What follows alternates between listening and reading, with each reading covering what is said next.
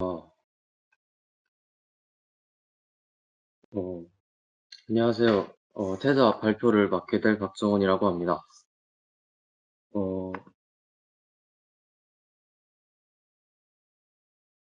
네, 그럼 바로 시작하겠습니다.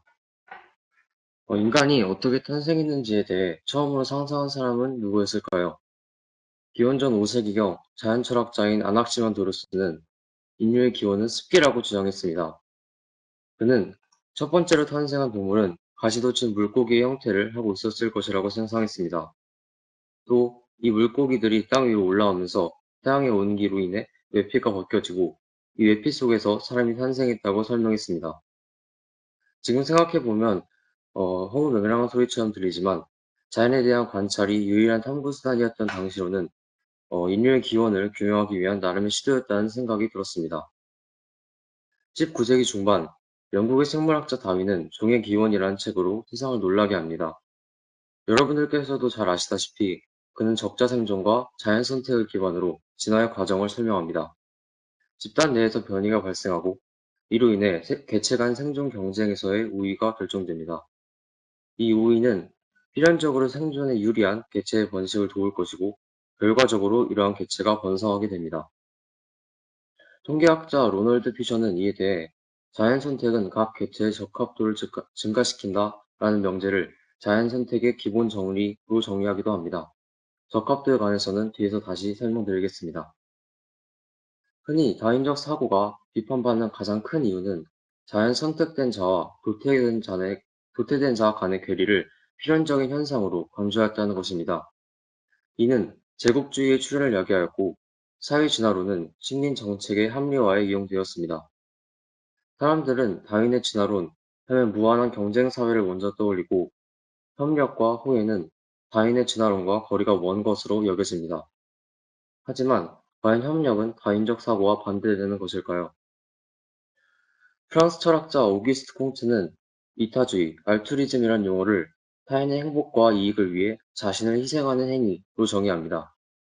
하지만 자신을 희생해 가면서까지 남을 돕는 이타적 행동은 다윈의 이론, 다윈의 이론에 맞지 않는 것처럼 보입니다. 다윈 또한 대체의 이러한 이상한 이타적 행동의 골머리를 앓았습니다. 종의 기원 7장에서 다윈은 이렇게 말합니다. 이타적 행동은 하나의 특별한 어려움이며 사실 처음에는 도저히 극복 불가능하고 내 이론 전체를 무너뜨릴 것 같았다. 그럼 이러한 이타적 행동은 어떤 이유로 자연 선택되는 것일까요? 이 문제를 깔끔하게 해결한 사람이 바로 윌리엄 해밀턴입니다. 간단한 예시를 들어보겠습니다. 저에게 볼펜 두 자루가 있습니다. A는 잘 써지는 볼펜, B는 잘 써지지 않는 볼펜입니다. 시험을 한창 보고 있는 와중 앞자리의 친구가 저에게 볼펜 한 자루만 빌려달라고 합니다. 저는 선생님의 눈을 피해 그 친구에게 볼펜 A를 건넵니다. 하지만 그 친구가 제 볼펜으로 시험에서 만점을 받아온다면 어떨까요? 어떤 학생들은 물론 치사하게 보일 수도 있겠지만 그 친구의 100점 중에서 자신의 지분이 있다고 주장할 수도 있을 것입니다. 어찌되었건 자신이 빌려준 볼펜으로 그 친구가 시험을 치러 만점을 받아온 것이니까요. 놀랍게도 해밀턴은 바로 이 논리로 이타적 행동의 난제를 해결합니다. 해밀턴의 이론을 설명하기에 앞서 적합도라는 것을 다시 설명하겠습니다. 적합도란 얼마나 번식에서 성공할 확률, 얼마나 번식에 성공할 수 있는지를 나타내는 척도입니다. 아까 예시에서 본다면 시험에서 높은 점수를 받을 수 있는 정도로 해석할 수 있습니다. 여기서 해밀턴은 포괄적합도라는 개념을 도입합니다. 포괄적합도는 직접적합도와 간접적합도의 합으로 나타냅니다. 이 도식을 보면서 설명드리겠습니다. 직접적합도는 말 그대로 나의 행동이 나의 적합도에 어떤 영향을 주었는지를 말합니다. 친구에게 볼펜을 빌려줌으로써 저는 이득은커녕 손해를 봤으니까 그 손해의 정도를 C라고 한다면 마이너스 C만큼이 직접적합도, 즉 내 행동이 나의 적합도에 어떤 영향을 줬는지가 됩니다. 이 그림에서는 마이너스 C라고 적힌 저 빨간색 화살표가 될 것입니다. 한편 간접 적합도는 나의 행동이 상대방에게 얼마나 이득을 주었는지를 말합니다. 즉, 친구가 볼펜 A를 받음으로써 얻게 된 이익이 간접 적합도에 미친 영향이 됩니다. 이 이익의 정도를 B라고 합시다. 즉, 볼펜을 빌려주는 이타적인 행동은 자신의 적합도에는 손해이지만 상대방의 적합도에는 이익이 됩니다. 여기서 해밀턴은 한 가지의 변수를 추가합니다. 만약 제가 친구에게 볼펜을 건네는 것을 선생님께서 보신다면 어떻게 될까요? 이러한 척도를 나타내는 것이 바로 상수 R, 즉 유전적 근연도라고 하는 것입니다. 쉽게 말해서 내가 친구에게 볼펜을 건네면서 선생님께 들키지 않을 확률 정도로 해석할 수 있습니다. 자, 그럼 직접 적합도와 간접 적합도를 합한 포괄 적합도를 계산해 보겠습니다.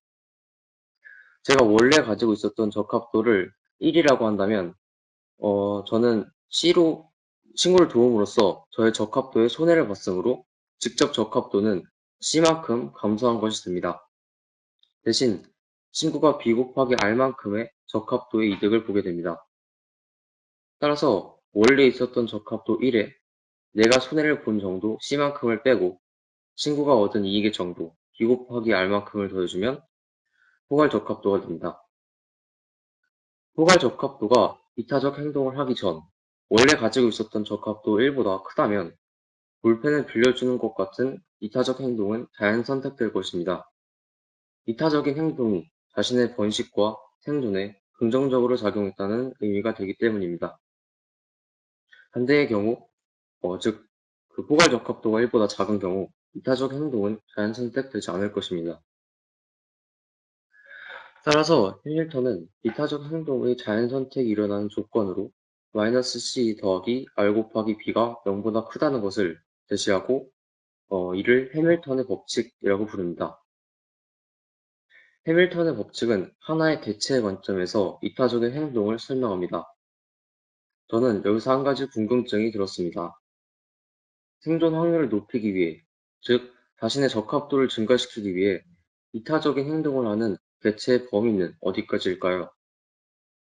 이타적인 행동은 인간, 돌고래, 꿀벌 등 많은 생물종에서 찾아볼 수 있습니다.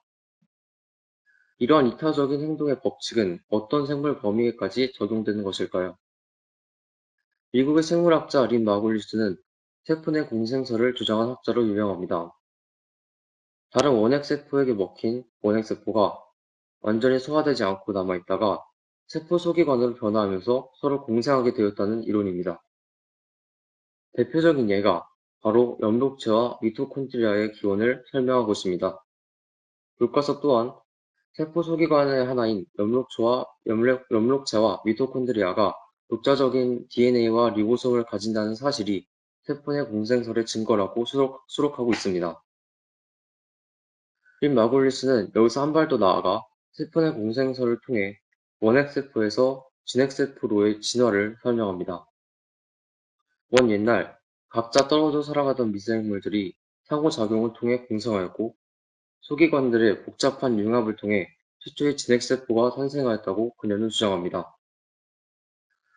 아마도 이러한 미생물들은 자신의 생존을 위해 자신의 적합도를 증가시키기 위해 공생하였을 것입니다. 어떤 이유로 또는 어떤 과정으로 초기의 미생물들이 서로 간 이타적인 행동을 통해 공생하게 되었는지는 확실하지 않습니다. 다만 확실한 것은 협력이 생물의 진화에 큰 영향을 끼쳤다는 점입니다. 감사합니다.